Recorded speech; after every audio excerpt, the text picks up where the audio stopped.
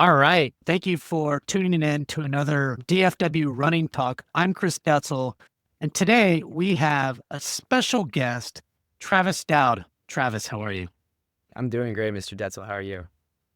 Yeah, you can call me Chris, but I'm probably old enough to be your dad. But one thing I do want to say is that you won the Run Dallas Marathon in your first marathon, and you won this marathon. Congratulations. That's awesome.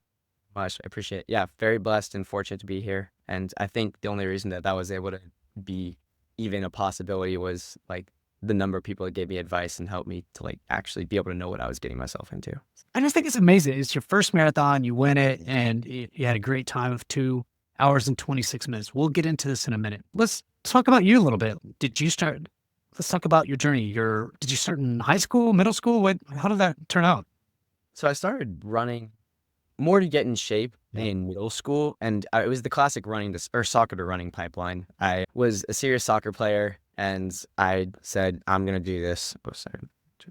I said I was No gonna worries.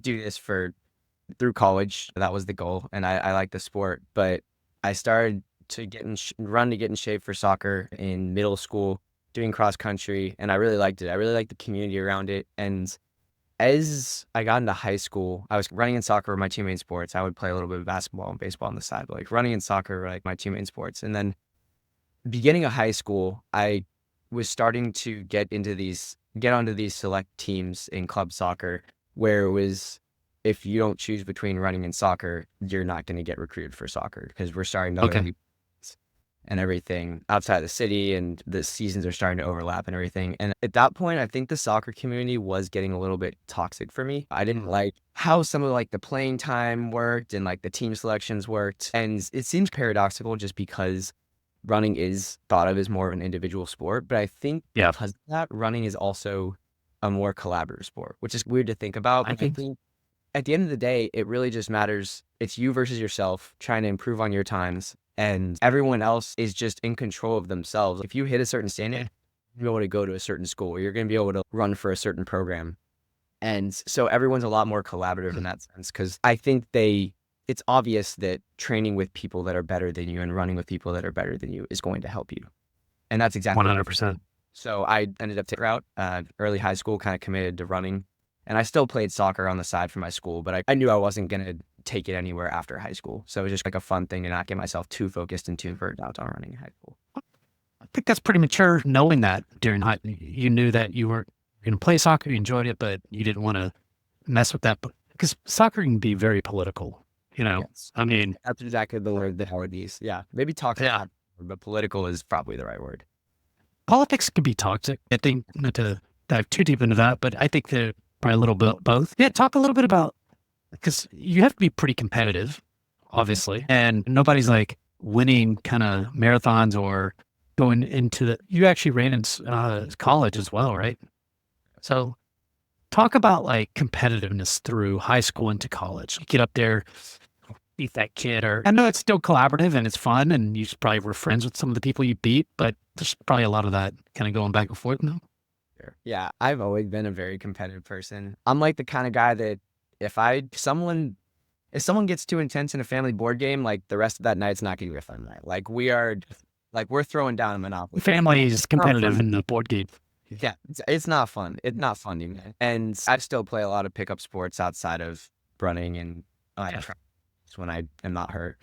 And I I think just playing a bunch of sports when I was younger like gave me that competitive attitude.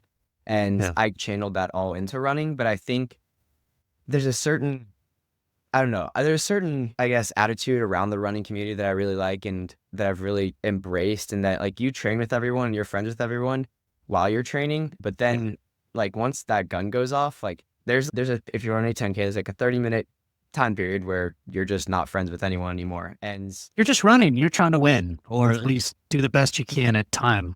And I think even in the setting of something like a marathon, like for the first I don't know, 90% of the race, at least distance wise, like you're supposed to be relaxed. If you're not Yeah. relaxed at mile 10, like there ain't no way you're going to be relaxed at mile 26. I can tell you that. And you're going to be in the pain cave and it's not going to feel fun. So I think embracing that collaborative spirit of running earlier in the race Yeah. It helps you to stay relaxed. And we can talk about that more when we get into the actual race itself. But I think Yeah. that helps a lot to keep your mind off of focusing too hard on constantly dialing up the pace when you shouldn't be. Yeah. I like that. It's pretty mature for somebody that ran their first marathon. No, it is. But you've done a lot of running, so you have some ideas of, did you get a scholarship to run? You went to Rice, is that right? Or Yes, sir, that's correct. I went to Rice. okay. So in high school, I was fortunate enough to run with a very competitive running group where I was never at the top. And I think that really helped me when I went into college, because I think a lot of people have trouble in the transition from high school to college. Not that I didn't have trouble, I had plenty of trouble, but I think Sure. lots of the issues come from being used to being the best by far on your team or in your region, and Yeah. then getting to that level where you're not even close to the top anymore. And Different level. that, and I was used to that. Like I came in, I was like, I know I'm not going to be at the top. And I think throughout high school and college, it allowed me to really channel into why I really love the sport and what keeps me going. And it wasn't necessarily getting first place or like winning all these races. It was beating yourself from yesterday, or those days where you really don't want to go out there and do 8 mile tempo. Those are the days where those are the days when usually you finish and you're like, wow, I'm really glad I did that. Did I read this right? Is that one of the times, and maybe it's not your best time, but you ran like a 15-minute 5K or a 3 miler? Is that wrong? Yes. So my PR on the 5K is 14:47. I honestly didn't have the most Okay. career. Like I'm not super proud. I wish I had been able to go faster, but at the end of the day, I feel like I Wait, left. 14:47, and you're not proud of that? I'm proud of that given the conditions, but I Yeah. had always dreamed of being a guy that was going to nationals and everything, and that's not even you're not even talking nationals in that sense. Yeah, like to go to nationals now in the NCAA, like you got to be 13:30s, like almost a full, more than a full minute. That's crazy. And like I said, I learned to accept that and learned to love running not for the achievement pretty early. I learned to love running for the other parts of my life that it betters pretty early. And that's what's allowed me to, I think, stay so religious about my training since then, since graduating from college, where there's no money attached to it anymore. Yeah. I mean, was there money attached to it during college? Yes. So I was recruited quite a few places. I was lucky to have a great college or high school team that got me to the platforms that I needed to.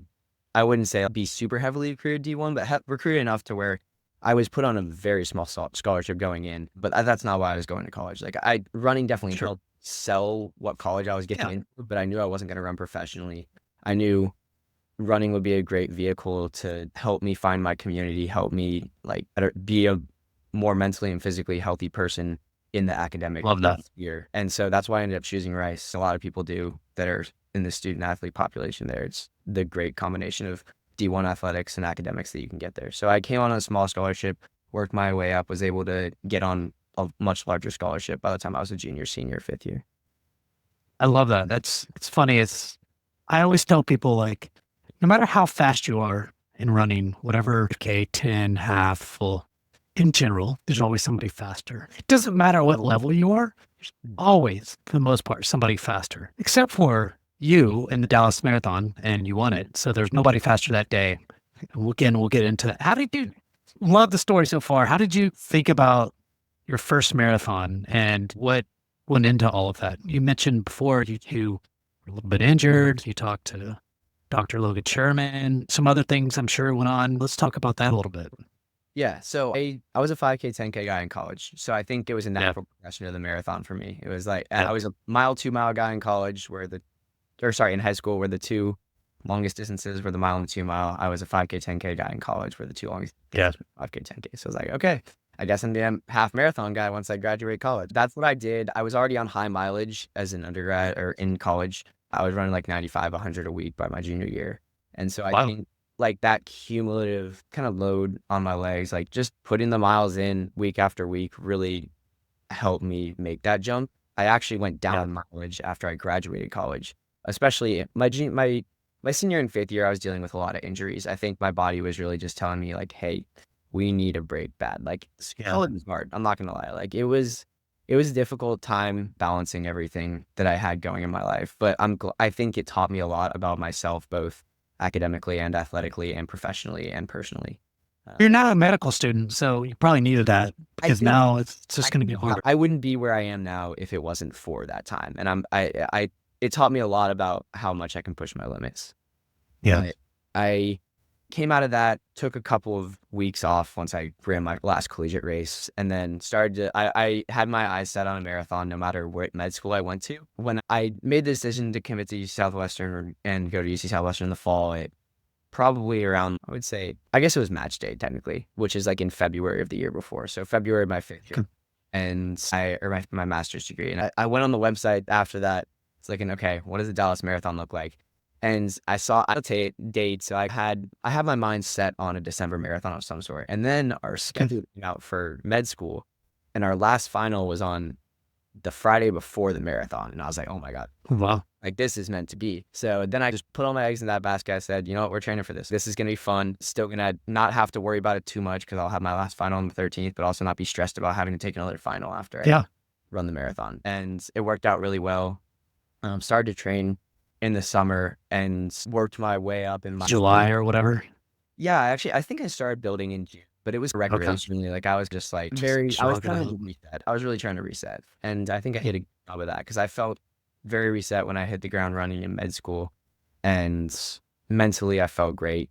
I reached around 80-ish miles per week. I was trying to hit 75 or 80 per week consistently. Yeah. And I hit that kind of right before med school started. So What was your longest run before? My longest run was like, I hit my longest run, I think, end of October, beginning of November. I guess it was mid-November. I ran 2 hours and 45 minutes on just to see how it felt to be on your feet for that long. That was the only time where I ran longer than I was going to be running for the marathon, and like time wise. And I ended up running about like 25 miles or something in that time. And it just felt. So you think of it more of time on your feet rather than. That's how I think of it. For those longer runs where I'm running UT, a lot of my long runs. So the way that I structured my training was I would do one hard workout on Tuesday every week, and then I would do a workout within my long run on Saturday or Sunday every week. Okay. The rest was just easy mileage and just trying to get as high in mileage as I could without getting hurt, which didn't end up happening, but I had a bunch of injury scares that never fully turned into injuries. Well, that's good. What happened? What was your biggest scare? Biggest scare, I would say I had a really bad back problem, which I've never had a back injury. And that was probably the scariest part, is that everything else that I had before, that was knew what to do. That was the blessing of getting injured so many times in my senior year and 5th year of college, that I had pages of injury protocols written out, like rehab exercises, and I had already been down those roads. So I was able to, and then getting connected with resources like Dr. Logan Sherman those were invaluable to me, really got me back running as quickly as I could. Did you go to him to get your back done and stuff, or is that how you met him? Yeah, so I think I went to him the first time for the back, because I actually never even had to take a week completely off. I had to take 3 or 4 days off, and I thought I was done. But then I went to him for 3 or 4 days off, or revived. Yeah, it felt great. Before that, I had a little bit of a hip problem. Knew how to get over that one because I'd had hip issues in the past. I had an IT band problem right before the back problem, and so I was doing a lot of rehab for that, and I think that's what led to the back problem, because I was like probably not doing the weight stuff that I needed to, but that went away. And so let's back up. So a lot of people, like runners in general, and look, you've had a lot of training and a lot of but as you think about all the miles that you ran, were you doing strength training throughout those college and into now? What's that look like? Yeah, in college, I did 2 strength sessions a week. Okay. I think the strength that we did was good. I don't think it was directed enough to where I needed to be in terms of like injury prevention. I think it did good things for my running form and everything, but it was a general program that we all did together as a team, which is great because it helped to build that camaraderie, and like we were just together more, working out together more. But I think once I got hurt senior 5th year, I got put on my own injury protocol. Basically like a bunch of prehab for IT band stuff, for Achilles tendonitis stuff, like issues that stemmed from there, for calf strain, all of that. And so I had a lot of exercises from that. And that summer before I went into med school, I did a lot of just going on Instagram, following, thankfully the strength coach for BYU actually has a public Instagram account that I have followed and used a lot of the exercises he has, because obviously they're doing something right. And I took a lot of the exercises that I worked with my trainers at Rice with and just put that into a little Frankenstein of a rehab routine. I've been doing that just once a week, and that's been doing wonders for me. I feel like my stride is very efficient, a lot more efficient Yeah. than it was in undergrad. And I feel like I am working the deficiencies that I have in the muscles that have caused me injury in the past. How do you think of nutrition from a daily basis into running long?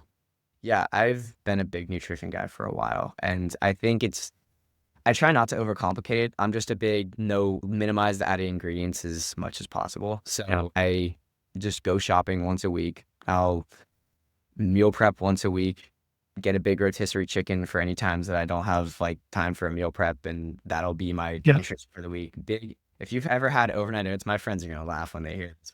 Ever had Overnight what? overnight oats? That's Yeah. I just have a stockpile in my fridge, and if I'm ever running behind or I need a quick meal to grab when I'm running out the door, that's the one. So there's been times where I've had that 3 times a day, and it's worked wonders for me. Just Perfect. yeah, I just make sure that at every meal I'm getting like some type of carbs, protein, fats, and I don't over-scientify it, but I Yeah. just try to get those macros in as natural a source as I can.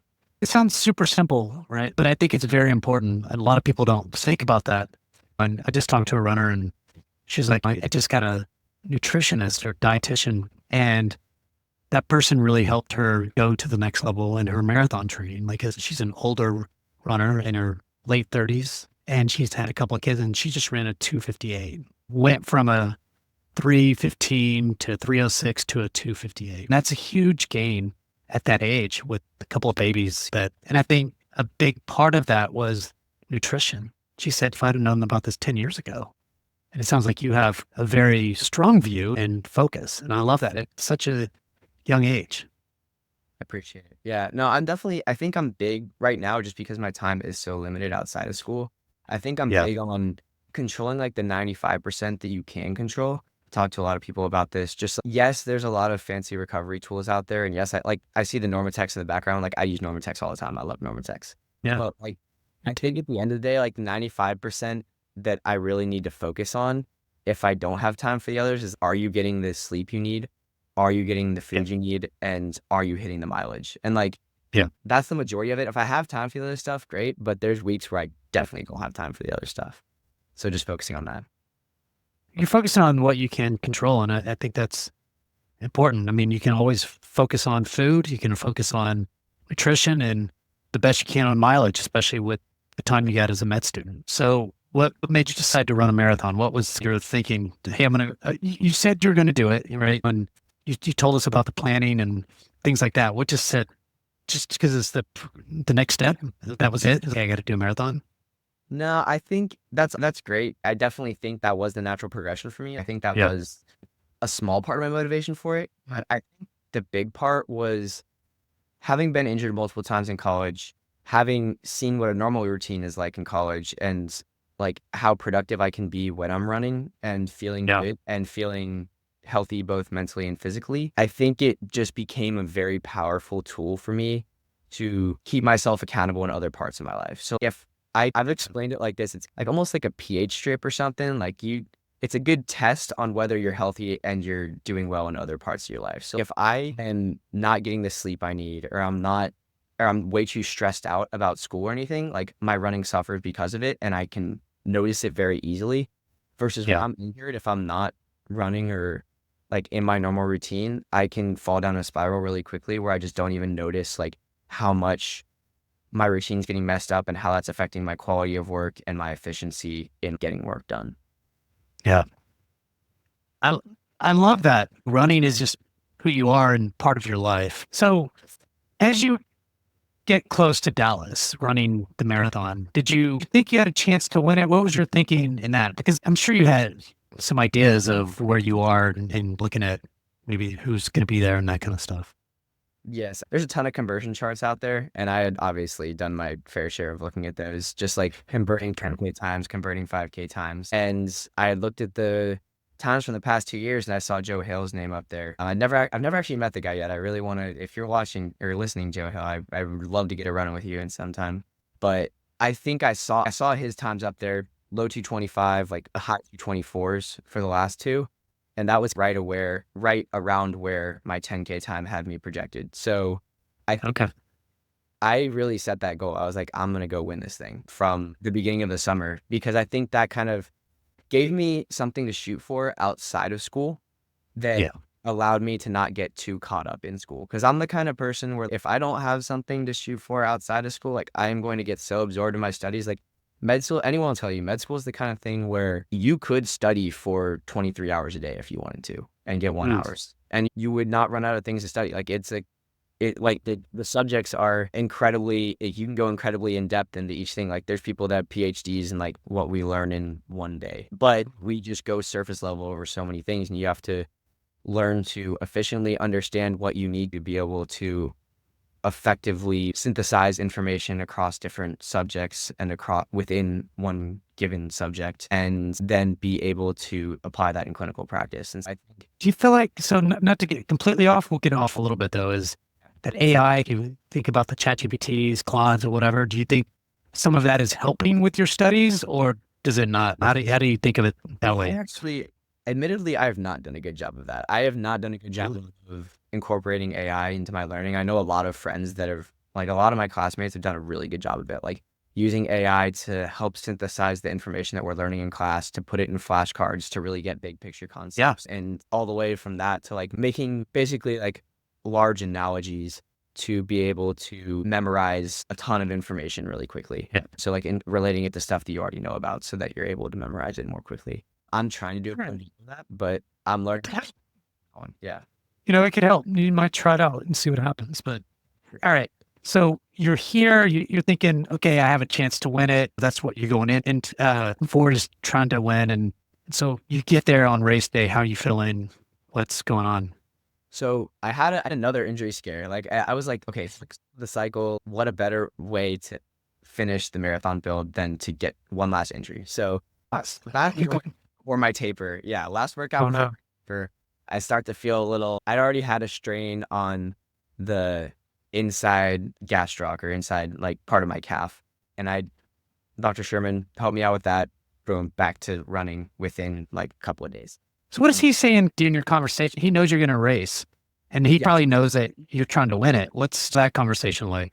It was honestly so good to have him, just because he understood. Like I had gone to a couple other people before him, just because admittedly he is a very valuable resource and a lot of people want him. So it was hard to Of get course. in, but I think he had so much understanding for what I was about to do. Like he has won the marathon. I Yeah. think, has he won the marathon and half marathon, or just, I think he's won both, right? Yes. Yeah. Yep. And He's won the Cowtown half, full, and 50K. yeah, like dude's a monster. Like he's so good at what he does, and he understands what I am trying to do. And I think that was huge, because I felt like he wasn't just going to say, okay, yeah, this is a calf strain. Like you need to take 2 weeks off. Like Yeah. I'm 5 weeks out. This is when I'm supposed to be hitting my highest mileage. And so Yeah. I think understanding that, getting me back on my feet as quickly as possible was huge. But anyway, I had like last workout of the cycle before I while I was tapering, had an outside strain in my gastroc. And I'm like, okay, that's not like the worst possible time to get an injury, because I'm Yeah. starting my taper now, but it definitely affected my taper and made me really antsy leading up to the race, because I had only run, like I basically had more or less a 10-day taper, and I was running probably every third day of that, and then working on the elliptical or art trainer, which is like a modified elliptical, for the majority of the rest of that time, just trying to get some zone 2 work in like as much as possible. And I didn't know if that was going to make me feel really fresh for the race, or if that was going to make me feel really flat, because I had only run in that 10-week period. I only ran 3 miles at goal marathon pace. Wow. I was a little bit nervous going into it, but turns out it made me feel pretty fresh. So I was happy with that. Yeah. We worry about some of the craziest things. It's not like you shouldn't worry about it, but sometimes worry just gets in the way. Sometimes you just got to take what the day gives you and take what your body will give you. And it sounds like you did that. You still worried a little bit, just like everybody else in the world. But if you can learn how to not worry as much, because you can't control everything, just can't. And you had a good race for sure. So you get there on race day, a little nervous, but tell me about the race. Let's get there. Let's talk about that. Yeah, I've been super lucky and blessed to be plugged in with the Dallas running community through getting a couple of good connections, running with Completely Sloth Run Club, or the Sloths. They've been huge. Did you say Sloth Run Club? Yes, the Sloths. Okay. I don't think I've heard of them. They're an offshoot of Pegasus. Okay. Yeah. Got it. They're led by Dr. Matt Campbell, and he's been an invaluable resource for me, just like getting me involved with the Dallas running community. And I've met quite a few people through that help calm my nerves right before the race, and also That's good. enabled me to get pacing and feel very comfortable in the first couple of miles of the race. Because at the end of the day, it's just about like conserving. So race day, get there, I'm in the hotel lobby and just trying to think about everything other than the race until Yeah. minutes before. And I did a Eat really some good stuff, drink, whatever. exactly. And so I was able to just chat with them for a while before, That's pretty cool. and then lock in when I needed to. Even for the first 4-ish miles of the race, I was pacing with Mimi, who's like my idol. So that was really cool. I'm trying to get her on, by the way. That's, Mimi Smith. yes, you should. Yeah. She's gonna come on. She's been busy, but that'll be a good one. So that's good to know. Yes. So like she was trying to start out right around the target pace that I was trying to start out at. I wanted to go out a little bit hotter. I was trying to hit 5:30s more or less, but and I was thinking about maybe even going a little faster than that. But then with the calf injury and everything, I was like, I want to take the first couple miles chill. A warm day, or as in it was warm but very muggy. Like humidity was like at 90+%, I think. Yeah, and that was definitely another concern going into it too. So with those two things combined, I was like, I'd rather start out a little bit slow and then be right into it, and I made my race plan as I went, more or less. You had a plan, but then it slightly changed. I think that's the smart thing to do. So for first 4 miles, you're running with Mimi. So then you just break off, or what is that?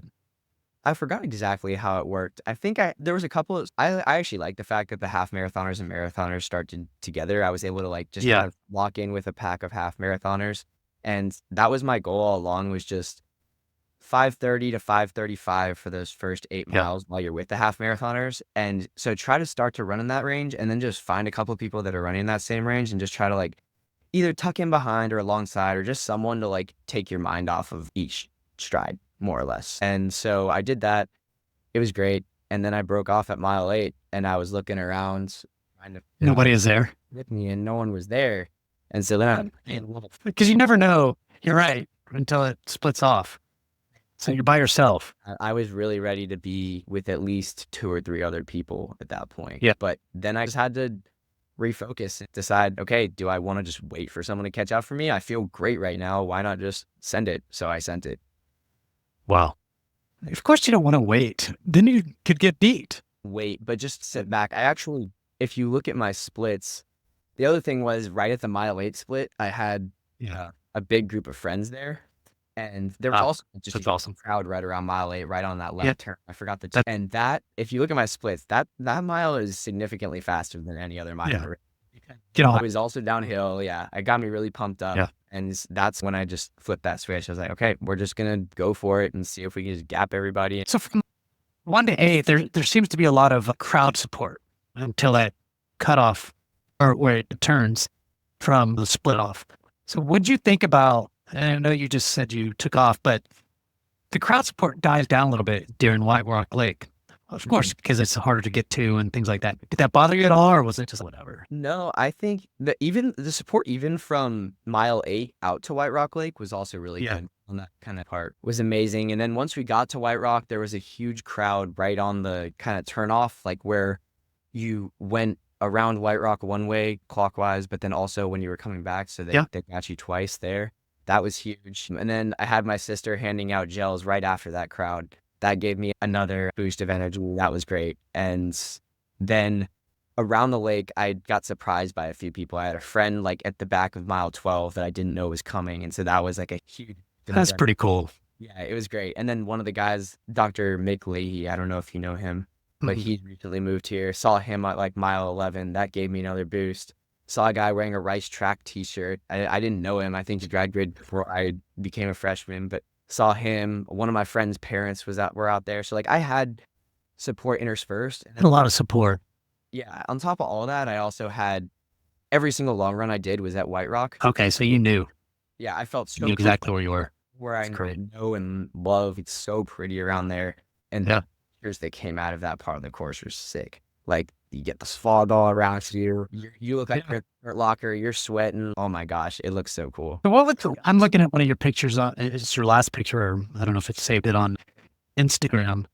to where one, it's you holding up going, I don't know, hey, I'm number one or whatever, but basically it's a cool ass picture basically. And I love it. But as you were going down that winning kind of thing, you knowing that you already won and things, or at least you haven't hit it. What was that like with the crowd up? It was great. It was great. I definitely wanted to put on a little bit of a show, like just Yeah. not show how much I was hurting because I was hurting quite a bit. Like I felt, I've told my friends, like probably from mile 23 on, you know how like when you finish a jigsaw puzzle and then if you like hold it up by the corner, it like starts to like Yeah. in different directions. That's how I felt from 23 on. I was like, okay, just hold it together. Just don't fall apart. Like you're almost there. And those last 5 miles or so, the way that they have it set up with the half marathon running right next to the marathon is amazing. So you didn't have to. Constantly cheering for me. That was the only thing that got me through those last 5 miles, I think. Had my mom at like mile 24, like that gave me another boost. That's like, cool. just boost of adrenaline that got me through. And then I was holding it together really well until a hill that I didn't even know about. I was so ready to roll up miles 19, 20, killed those, felt great. Yeah. I'm coming off of those. And then at like mile 25, there was this small little like rinky dink hill right after. I wouldn't even notice if I was just doing these. But I was already, at that point, I was already trying to hold it together and everything. And then I hit that. Ooh, I looked at my watch, a pace 640. I was, oh, this is mine. Oh, man. But got up that and then turned right. And I think it was like one right turn and then one veer left. And that's when you're on the home straight. And that's when the clouds were getting big again. That's when I just forgot it. Like it was the weirdest feeling. I just forgot about the pain for a good half mile. It was crazy. That's pretty awesome. I love that. Awesome. And so if you get to the finish line, did you feel like super emotional? Your first marathon, Travis, you win.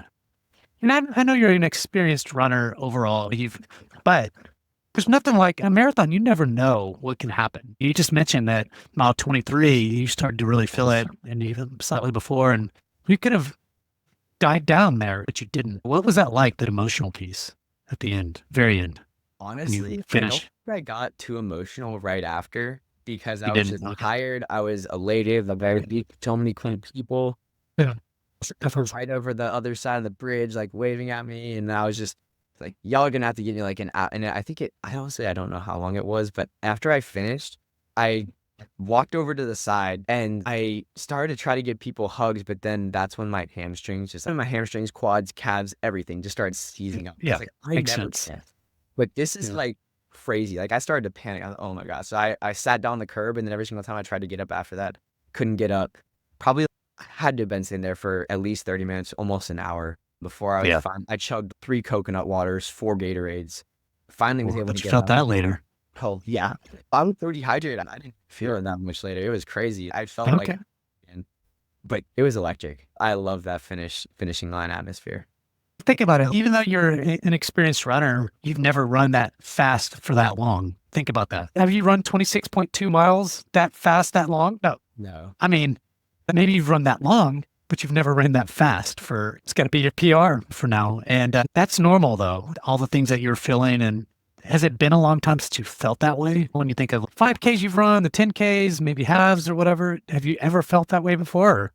I think I have a couple of times. I think at the end of my collegiate career, like at conference, the 5K and 10K double I did there. I felt the double. You did the double with the 10K, 5K double. They do set it up well to where you have a day rest in between. So okay. For that, like it's very doable. But I think just like all the emotions, because I almost didn't think I was gonna get to run that track season because yet another injury. But I like busted my ass. I like worked really hard during training and like cross training, just to make sure that like when I finally got healthy, like probably it must have been like 8 weeks out from conference, I was able to hit the ground running, took a risk, bumped right up to 90, and then just sent it for 8 weeks, and it ended up working out. So that was like a really emotional time. But I think this almost paralleled that. This was close. There's this race. It's just a very local racing grapevine close to the airport, and they do this K5K. So you do a 5K first, and it's like this. So you do a 10K first, and then an hour later, ish, it depends when you finish. About an hour later, you do the 5K. Interesting. That's like a workout. Yeah, no, it is. I mean, it's so fun. It's a very local. There's not a lot of people there, maybe a few hundred people at the most. And it's just fun. It's like It's in Grapevine. It's with the Grapevine. I forget what they're called, but point, you got me thinking about that. Like, it's not, then you just go compete and win. No way to win it, but. Day on that one. It was, Huh? they didn't give him a full day on that one. Quick turnaround. Quick. No, they just give you it's 8 o'clock, you start this race, and 10 o'clock, you start the next race, or 9 or whatever. It's not, it is, but it's not what the kind of thing that you're talking about. So how long did it take you to recover from the marathon? This is honestly, being new to the marathon, I think this is one of the hardest parts for me. I'm still trying to figure out how to recover. So if anyone has any tips, please let me know. But if you have any tips, I would love to hear them. But I've just been taking the last week off, more or less. Did a 7 That's mile smart. and How'd you feel? and more time off. Both my Achilles were in shambles. My left IT band was very tight. My quads were still sore. I did 3 miles yesterday and felt good though. So I think it's just 3 miles. Slowly. Like, you're not going to go compete like in the next month or two, are you? Yeah. So if I were to continue to ramp up the miles very slowly and then make sure you're eating, drinking, and I think the stretching and the other exercises are going to be key for you. Don't just go right into it. You'll be fine in the next 2 or 3 weeks. Just be smart on how to be smart. Just go 7 miles. Sounds like a lot if you're going to go too fast, but you'll be fine. Just go slowly. Don't ramp up the miles to 90 miles a week. Okay. Anytime soon. Say it again. Something similar, like week off. Yeah. So I haven't run a marathon in a while. I would say like I'll do half marathons and things like that. And for me, I'll take a week off. Like I might go jog 3 or 4 miles here and there, but I'm taking a complete week off. And then the next week I'm slightly ramping up. And then the third week I'll be fine. Like if it's a marathon, give it 3 or 4 weeks before you start really diving in hard. You just ran the fastest time you've ever run for that long, right? Mm. And so your body's, yes, I know you're a runner, but you're still got to be smart about that. Dealt with injuries and stuff. Let your body heal, man. You might go back to Logan if you can and just get a little whatever. Or you might go get a massage and things like that maybe you're not used to doing. I don't know. But the Normatex, do that once a day. Just stuff like that is get your body healed. You've done a lot of running. Drink. You know what to do. I feel like I'm not sure I can tell you much to do. Long stuff is just let yourself relax a little bit more than usual. It's probably not in your mindset. You can't do that. It's definitely a work in progress, but we're getting there. Yeah. What's next for you? I know school is going to be highly intense and things like that, but do you have any thoughts on what's next? Yes, I think right now, of course, if I can get healthy, I'm not like putting this on my schedule and signing up for it until I really know that I'm 100% back to normal. Because I know once I sign up for something, I'm on. Yeah, so I am tentatively looking at the half marathon for Cowtown, just because I've heard the environment's really cool there as well. It's awesome. I've done it like 10 times. I love it. It's probably the second. It used to be the first best, and it's still really cool because it's in downtown Fort Worth, or you go to downtown, and it's just the crowds are cool. It's very well organized, and if you can win that thing, I don't know if there's money or not, but I think there might be, or they've had what do you call it? The world something for the marathon and half marathon elites, like one of the courses. If you get that, then you get to I forgot what it's called, but it's a great course. It's harder than Dallas actually because it's hillier, but if you can, would love to see you there. I'll be there. Awesome. Are you around the half there? Or you're on the yeah. Oh. Travis, I don't really do fulls anymore. I found that to me, I've done 3 fulls. I've done a few 50Ks. I've done lots of different things, 20Ks, 30Ks. I've done trail running a lot. I do a lot of half marathons. It's a lot to train for a full. And it just, when you get kids and things like that and work full time, life becomes a little different. And so for me, I told my wife this, but I said, I might think about doing Dallas this next year full for the first time in 10 years to do a race of full. And I can go out and jog full, but I'm not going to, who wants to, yeah, I'm going to probably leave it all out there. Yeah. What's that? Halves are also easier to recover from too. I'm learning that right now. It's in percent, man. I could go run a half marathon every month and be fine. So full though, just think all that training you put in it. And what if you have a bad day? And just like, oh my God. It's a mind mess up. I would say something else, but probably shouldn't.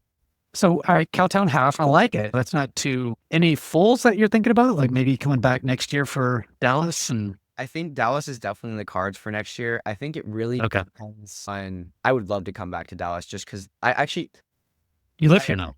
track that statement. I'm definitely gonna run Dallas in some capacity. I just don't know if Yeah. I'm gonna make that my main marathon and try to send it because I might end up doing something very like in the same time frame that puts me in a good position to get an OTQ or something like that. Yeah. So, Yeah. right now I'm eyeing CIM for next year possibly, which is always usually the week before Dallas, and I'm also eyeing Chicago possibly, which both of them are It's a fast. great race. Could get me either. I first I want to try to go sub 220 and then OTQ, but yeah, kind of That's extremely doable for you. I would tell you this is that because you're so young and you've had a lot of experience, that's going to help you. That's one. Two is that this is the time to do it. And I know that look, you're just going to start dealing with life in general. That is what it is. But this is the time, like in your 20s, maybe 30s, but 20s for sure is when you're the most fit you'll ever be and just the strongest you'll ever be. And if this is the time for PRs, this is all I'm saying. Look, somebody told me the other day though, and I like this. And I see it as his name's Jose Lopez. He's a very great runner. He's in his late 30s now and he did college running, all this stuff. But he said, I now look at PRs as different decades, right? In my 20s, I did this. In my 30s, I did this. 40, he's not 40 yet, but that's how you're going to have to see it at some point. But for now, this is the fastest ever that you'll probably run. Probably. exactly. I definitely see it in the same mindset, and also because we'll be getting on clinical rotations, which is basically where we go into the hospital, and where it's definitely a more intense environment. Like right now, we're just in the classroom learning a lot of things, getting into the clinical.